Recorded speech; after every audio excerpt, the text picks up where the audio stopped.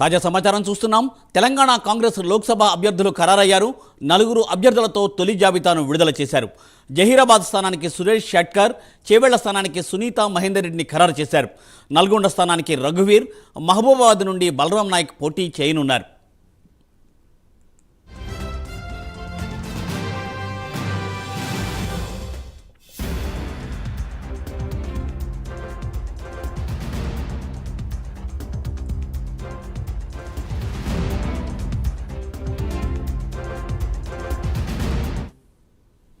తెలంగాణ రాష్ట్రంలో కాంగ్రెస్ పార్టీ లోక్సభ అభ్యర్థులను ఖరారు చేశారు. 4 అభ్యర్థులతో తొలి జాబితాను విడుదల చేశారు. జహీరాబాద్ స్థానానికి సురేష్ షట్కర్, చేవెళ్ల స్థానానికి సునీత మహేందర్ రెడ్డిని ఖరారు చేశారు. అలాగే నల్గొండ స్థానానికి రఘువీర్, మహబూబాబాద్ నుండి బలరాం నాయక్ పోటీ చేయనున్నారు. దీనిపై మరింత సమాచారాన్ని మా ప్రతినిధి నాగేంద్ర అందిస్తారు. నాగేంద్ర. థ్యాంక్ యూ మూర్తి.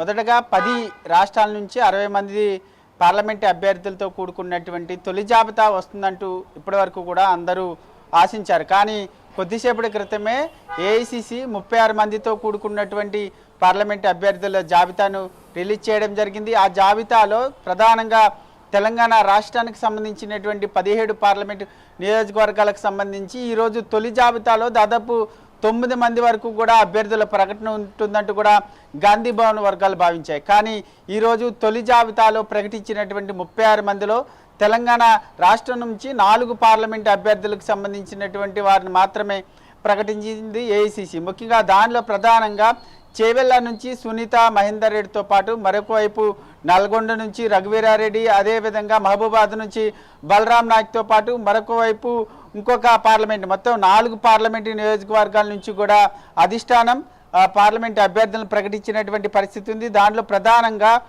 ముఖ్యంగా మహబూబ్ నగర్ కేంద్రంగా ముఖ్యమంత్రి రేవంత్ రెడ్డి వంశీచంద్రరెడ్డి పేరు ప్రకటించినప్పటికీ ఆయన పేరును మాత్రం హోల్డ్లో పెట్టినటువంటి పరిస్థితి అయితే కనిపిస్తుంది. ముఖ్యంగా తెలంగాణ నుంచి 4 పార్లమెంటు నియోజకవర్గాలకు సంబంధించినటువంటి దానికి మాత్రమే ఇచ్చినటువంటి పరిస్థితి అయితే కనిపిస్తుంది. ముఖ్యంగా ఈ 4 పార్లమెంటు నియోజకవర్గాల నుంచి ముందు నుంచి కూడా సింగిల్ నేమ్తో కూడుకున్నటువంటి పేర్లను రాష్ట్ర నాయకత్వం ఆది నాయకత్వానికి సమర్పించింది. దానిలో భాగంగా 9 పార్లమెంటు నియోజకవర్గాలకు సంబంధించి ఈరోజు తొలి జాబితాలో అవకాశం ఉంటుందంటూ కూడా గాంధీ భవన్ వర్గాలు చెప్తూ వచ్చాయి. కానీ 4 పార్లమెంటు నియోజకవర్గాలకు మాత్రమే ఈరోజు తొలి జాబితాలో అధిష్టానం స్థానం కల్పించినటువంటి పరిస్థితి. ముఖ్యంగా సీఎం రేవంత్ రెడ్డి ప్రకటించినటువంటి మహబూబ్ నగర్ కేంద్రంగా ప్రకటించినటువంటి వంశీచంద్రరెడ్డి పేరుని హోల్డ్లో పెట్టడంతో ఒక్కసారిగా కాంగ్రెస్ వర్గాల్లో భిన్నాభిప్రాయాలు ఎదుర్కొంటున్నటువంటి పరిస్థితి వచ్చేటటువంటి అవకాశం ఉంది. ఎందుకంటే స్వయంగా CM Revanth Reddy parliament MP అభ్యర్థిగా వంశీచంద్రరెడ్డిని బహిరంగ సభావేదికగా మహబూబ్ నగర్లో జరిగినటువంటి సభావేదికగా ప్రకటించినప్పటికీ తొలి జాబితాలో ఆయన పేరు లేకపోవడం పైన సర్వత్రా విమర్శలు వచ్చేటటువంటి అవకాశం కూడా ఉంది. ఎందుకంటే ప్రతిపక్షాలకి ఇప్పుడు స్వయంగా సీఎం ప్రకటించినటువంటి అభ్యర్థిని తొలి జాబితాలో ప్రకటించలేదనేటటువంటి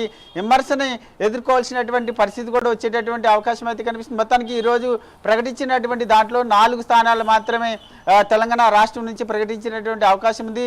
రెండవ జాబితాలోనైనా పూర్తి స్థాయిలో అభ్యర్థులను ప్రకటించి ఎన్నికల ప్రచార రంగంలోకి దిగుతారా లేదా అన్నది మాత్రం చూడాల్సినటువంటి అంశంగా కనబడుతుంది. Murthy. Thank you Nagendra. Thanks for the updates.